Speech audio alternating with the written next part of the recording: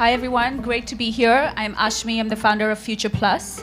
Future Plus is a global platform connecting founders, visionaries, and disruptors across creative, culture, and technology. And I'm thrilled to be joined today by three individuals who check all those boxes: founders, visionaries, and disruptors. And I will let them introduce themselves before we get into this conversation about the art of curation. Thank you. I'm Seth Goldstein. I'm the founder of Bright Moments. One of my partners, Phil, is here in the back. How many people here have been to a Bright Moments? Awesome, great. So we did that for about 3 years around the world, and I'm sure I'll talk more about that to come. I'm based in Los Angeles and Venice Beach. Bright Moments is the best. My name is Eric. I'm the founder of Art Blocks. I'm an artist, created a project called the Chromie Squiggle. I'm a collector. I've been collecting digital art in the form of NFTs since 2017. Have had the incredible honor to work with both Seth and Micol on various different things involving Art Blocks and Art Blocks Engine. Really excited to be here and talk to you guys. Hi, everyone. I'm Micol. I'm founder of Vertical Crypto Art, curator, currently working for Fellowship. And yeah, that's me. Great. So actually, the art of curation, let's start off with the process first, because each of you individually have really shaped the space in your own ways, but also collectively. And I'd love to ask the question that each of you can kind of go into, what that process has been for you, especially when it comes to really finding and new and emerging talent across the many different new and emerging technologies that they work across as well. It's interesting because obviously this space, as we know it, maybe like Web3 and blockchain, can be considered quite nascent, but actually the process, the practice of digital art is not, and it's been around for decades. So there's, I think, from my perspective, almost like two ways of seeing curation. One is bringing up artists and emerging talent that has managed to create art and create their own practice through the emergence of Web3 and NFTs. And then there is another portion, which is artists who have been creating digitally for decades and years. And so for me, when I look at curation, it's trying to find a balance between both. And in a way trying to obviously introduce new artists to an audience, maybe a new audience, or an existing audience, so existing collector base or new collectors, but also at the same time trying to give credit and actually space to artists who have been producing digitally for decades and have a practice that is ingrained in history and that need and kind of deserve the same sort of like space and time as the new and emerging artists. So it's kind of a balance of both.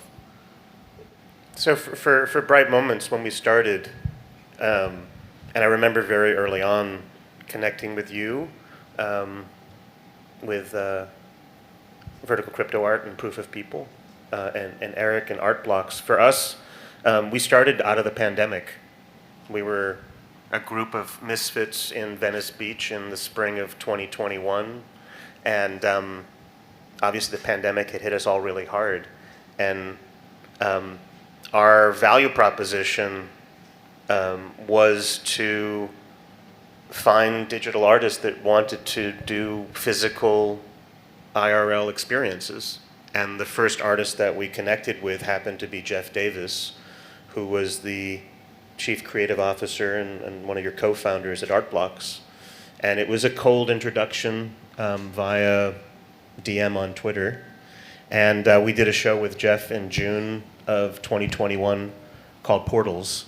And at that same time, that was kind of the introduction for us to Art Blocks. And our roadmap, which we completed in April, ended up being 10,000 crypto citizens that we minted across 3 years across 10 different cities on Art Blocks. And it exposed us to this stream of generative artists and AI artists along the way.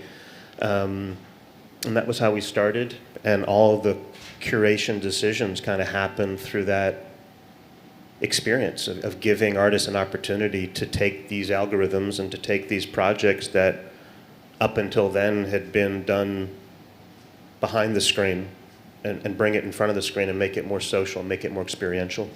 Yeah, when I think about curation, I think about, at least just in the last 4 years, is just kind of what's appropriate for every stage in the process too. Because I mean, in the last 4 years, we've gone through some pretty intense times, and it's like, it's, you know, I say this pretty often, like there's different playbooks that you have to run depending on not being deaf to the ecosystem. And part of that is, you know, as a curator, I guess you're deciding what you're going to dedicate your resources to, but you're also have to decide what you're going to introduce to the people that care what you have to say. And and the people that care what you have to say are fatigued and tired and like have no more money to spend and feel like, you know, are feeling kind of the intensity of the market cycles, you have to curate differently. You have to think about, what am I going to do to make sure that the artist is successful, that the people want to keep coming back to the thing that we're curating. And so I think it's just been really interesting to see how different curation is approached when you launch a platform as a hobby and people are not interested in anything that you have to do, and you basically have to beg them to come put stuff on your platform, to a few months later there being hundreds of people that are like, oh, I want to come do things on your platform, to then like what it looks like today, where Art Blocks Curated is going to do maybe 6 releases this year as opposed to 100 that we had done in the past. It's trying to have your ear to the ground and be sensitive to what the best thing for the artists is, what the best things are for the collectors, and then also your brand as a company, to make sure that you're kind of hearing both out and remain a brand that people want to bring great work to. Yeah, that's incredible. And actually just wanting to touch upon, you know, a couple of things that was mentioned as well. Micol, you did have the residency through Vertical Crypto Art, and there was a lot of artists that came through that process just purely by applying, and they were sort of selected. What was the selection process like, and how were you sort of, you know, how did you sort of know which ones were going to make it through and give them a platform? So back in 2021, just after the Beeple sale, which I'm sure everybody is familiar with, we saw like a very big influx of artists, digital artists, just artists in general of all kind, wanting to learn about NFTs and wanting to do digital art. And me personally, and I'm sure many of us here, I was getting a lot of questions like, how do I do this? How do I mint? How do I come into the market? What do I need to do? And so I founded a residency program, online residency program, which is basically a 12-week educational program that artists can apply to, and it's completely free. There's no charge. Actually, we were supporting artists in minting fees, which at the time, obviously, were also very, very expensive, and brought in a lot of like essentially artists, experts, curators, people both from the contemporary art world, but also the blockchain, NFT space, to talk about what it means to be an artist within the space. Through that program, we definitely discovered a lot of talent. Some artists that went on to go on to Art Blocks Curated, to Bright Moments, to many other like galleries, and actually even institutions like museums. Can you share some? Yeah, like Linda Dunya, for example, is one of the ones that comes to mind a lot, I think. She's an artist working with both generative art but also AI. Her work recently was in a museum in Copenhagen. She's been in Bright Moments.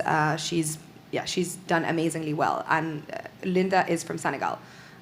So obviously her opportunity to kind of like show to a market, especially a Western market, was extremely limited at the time. So through digital art, through blockchain, it opened her a way to be able to enter a market which was inexistent before for her specifically, and like her, many other examples. So yeah, I mean, the selection process was always, it's always hard. I think it's like a balance. Obviously, you want to bring as many people in as possible, but you can't. I'm sure everybody can relate to that here. So it's trying to find people who are dedicated, committed, who have a practice, because that's important. You know, within this flux of artists, we also saw maybe artists that were kind of just deciding to be an artist because of the mania of, oh, I can make a lot of money. So it's also trying to filter through that, and actually artists who have an ongoing practice and want to dedicate themselves long term to not this ecosystem specifically, but just to art. And yeah, that was kind of what we had in mind when we were selecting people. Because you do also work very closely with the artists to shape the collections that they present, and how they're going to show all the work. I think this is more important now than ever. Like, we're seeing a moment, obviously, in the last year or so where the market per se has not been as generous to artists as it was. And it's exactly in this moment where you need to work specifically with artists in trying to find other avenues that they can, what are the other avenues that they can work with? Collectors are not necessarily buying as much. The web-free space is maybe a little bit more stagnant. So you want to help them to get into museums, to have exhibitions in different types of institutions, to work commercially on projects, to have commissions. So there's a lot more to an artist's career than kind of a simple drop on a platform. And I think we're seeing that a lot now. And yeah, that's a lot of the conversations and the work that I do as well.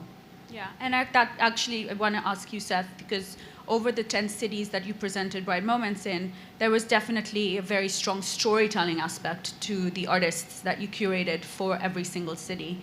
Can you talk a little bit about how you selected those artists? I know a lot of them came through the community that was built, but there was a very strong, almost editorial point of view that was showcased. Also how you showcased them IRL through the immersive experiences. I think with every city,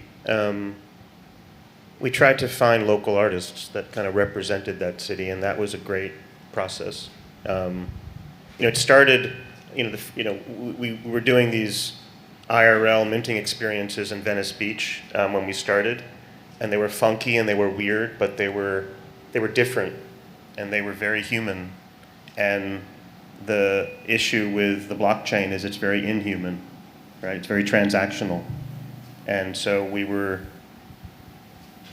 playing music, and we were by the beach, and we did a 50-hour marathon called Rituals with Aaron Penny and Beretta over the course of 2.5 days, where we minted 200 pieces every 15 minutes, nonstop for 50 hours. So we were doing these kinds of things, and artists like, you didn't come through Venice, but Tyler Hobbs came through and saw the Rituals experience, and he said, wow, maybe for my next project I'll do something physical. And so that became Incomplete Control that we did in New York in December of 2021. And it was kind of like these artists were paying it forward by pushing the envelope of, okay, Bright Moments, we see what you're doing with these crypto citizens. We can adapt this for our own art projects. We went to, and so from that, Tyler suggested, when we were going to Berlin, we had a huge space at Kraftwerk. It was monumental.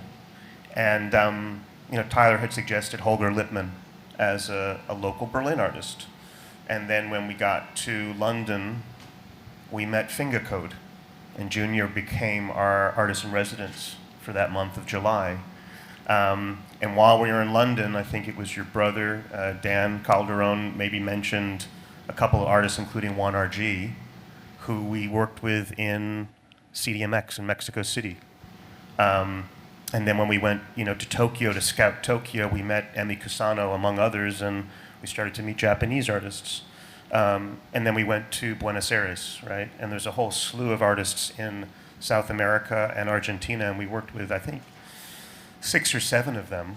And so that it led its way to this kind of curatorial evolution. And when we got to Paris, we were here in February. Didi, one of the collectors, you really got to talk to Florian Zumbrum, and Florian became, one of the artists we worked with in Paris, and became the last artist we minted in the roadmap in Venice that you minted in April. Yep. So we had this beautiful roadmap, and it kind of led across all these different cities, and in the end, I think we worked with 150 or so artists over those 3 years. What a ride. I'll never forget the guy that ran into the TV when he was claiming his crypto citizen. It was the best. Yeah. That is an incredible journey, and I'm actually quite honored that I was part of a couple of those cities as well. And that got me actually, Eric, it's this very similar ethos with how you started Marfa. This sort of collective, collaborative, pay it back, pay it forward ethos. And we have Marfas coming up in next month. Do you want to talk a little bit more about what's planned for that? I mean, before Art Blocks kind of had its moment. It's like, Art Block Summer, as we called it. I created Art Blocks as this hobby, and money is great and all these things are great, but the validation to me is the most important thing, because as an entrepreneur, you have a million ideas. As an artist, you have a million ideas. Oftentimes I look at the art that I create as not necessarily being the graphic that you see, but the idea that surrounds it, and I got really excited about the early traction that we had on Art Blocks, and this is, so excited that my wife and I were in Marfa and we bought a house so that we could show Art Blocks pieces, not to sell it. We never wanted to be a gallery. We just wanted to be an exhibition center. So just 4 months after launching Art Blocks, we're under contract to buy this house, and we said, hey, why don't you come to Marfa in October? And we announced it in our Discord, and we have thousands of people in the Discord. Marfa is a town in West Texas that's 3 hours from the nearest airport. It's in the middle of nowhere. There's really nothing there. And 200 people showed up. We were not expecting that. Literally, we're like, okay, 10 people are going to come. The next year, we did again. We had 400 people, and the year after that, we had 600 people. And this year, I have no idea how many people to expect, but we have more RSVPs than we had last year. And what it's turned out to be, there's a couple of things. Number one, I've been saying this a lot, so I'm sorry if y'all have heard me say this, but in Web3, if you're selling to the market, if you're trying to engage with the Web3 market, you have to understand that there's certain expectations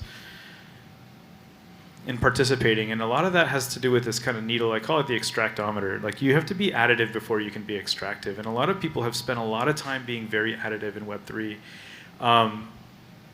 And then they go and they sell something, and that needle goes back. And it's not that the needle can't get back to additive. It's just we have to try really hard, and that means like giving things away for free and having conversation, contributing, charity, whatever it might be. And to me, Marfa is a way that we as a company can give back to our community, because we give them a place to come. It's filtered. It's really hard to get there.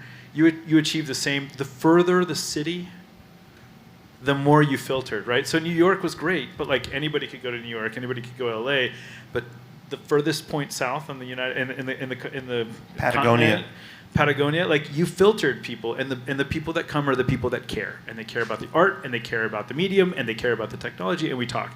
And Marfa to me is this special moment where we can really kind of talk about that and surround ourselves by the people that care the most. And it's an expensive event to throw, but it's something that's really important for us to be able to maintain so that we can continue. This is one way that as a corporation that Art Blocks is, we can give back to our community. And I think it's really important to kind of keep that in mind, especially with a community that feels pretty defeated, feels pretty hurt and has been kind of struggling.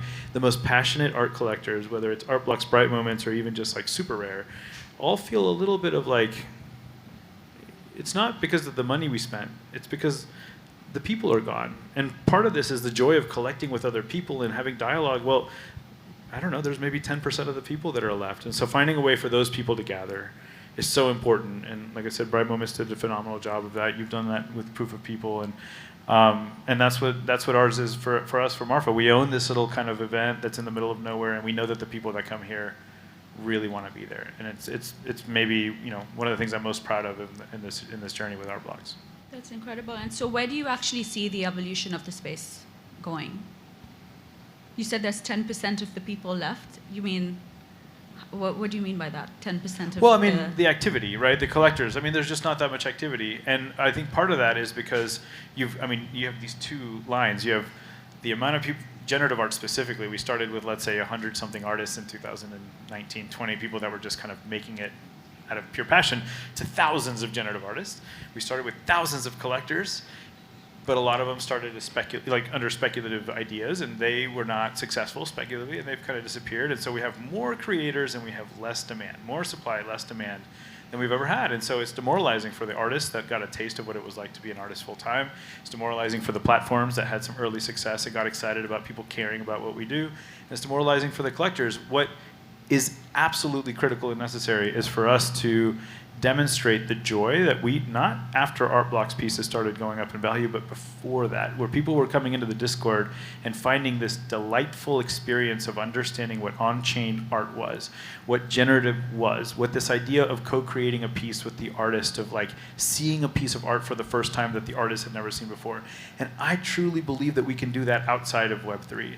And so when we talk about additive and extractive, you have like the additive like being extractive in Web 2, me being able to go sell 1 million generative hats is going to be considered as a win for the people in Web 3, because out of those 1 million people, maybe 1% of them start being curious about CryptoPunks or Squiggles or Fidenzas, and that's really all it takes to kind of move a little bit. But if we don't explore outside, and if we just stay within our little bubble, we're never going to get anywhere. And I think that's the hardest part, because low-hanging fruit, these people already have a wallet, you know? Ledger's doing all this work to onboard people with like the right way, you know, with wallets. So, and I think that there's opportunity abound, and I think a lot of people are just frustrated that it's like the Salton Sea, you know, it just kind of keeps like dropping and dropping and dropping and getting saltier and saltier and saltier and more polluted and more polluted. We just need to refill that sea, and it should be so easy, because I think we're doing some really cool shit. And every person on this stage thinks that we're doing some really cool stuff, and we need to get that infectious nature outside of the echo chamber, you know, this echo chamber. Whatever. Absolutely, I couldn't agree more. And so just obviously on that note, we have a couple of minutes left just to talk about what's coming up for you, Micol. I know you're doing a couple of really interesting projects that maybe you want to touch upon. And then Seth, maybe you can finish off and tell us what's next after the Pride Moments chapter. I think before I go that, I just want to echo what Erick said. And I think like right now, you know, we have this kind of sense of like negativity, but it's really not negative. Like a lot of the artists that I work with have been working with incredible outside of the space, like institutions and galleries and museums and collectors, and they're exploring physical art, and they're painting, and they're using, you know, code with paint. Like there's so much excitement to what this technology can bring, even for an artist practice.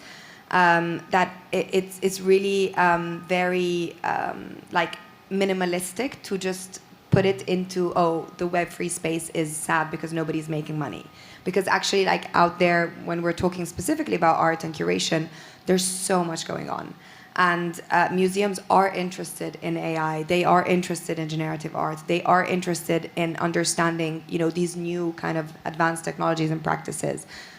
Freeze happened last week in London.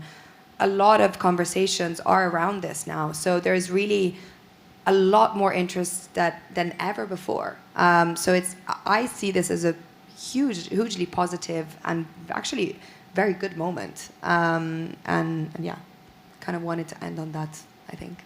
I do agree with that. I mean, for anyone who is also, you know, probably going to go to Art Basel this week in Paris, they are also hugely supporting what's happening across the digital landscape. They're launching a digital arts council to help them develop, you know, the space and their sort of influence in that world as well. So, yeah. And Seth, maybe you want to touch upon what's happening next for you as well.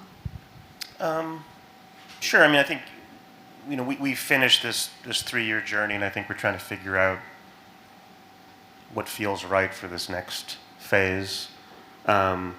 Ariel, Ian, Ledger have been incredibly supportive along the way to us and so many other generative art platforms and artists and AI artists, and so all the way back to Berlin, you know, 3 years ago. It's amazing to be here and having this conversation and just keep paying it forward. You know, I think, you know, philosophically, kind of touching upon what Erick said, like there's so many ways that crypto is getting easier, right?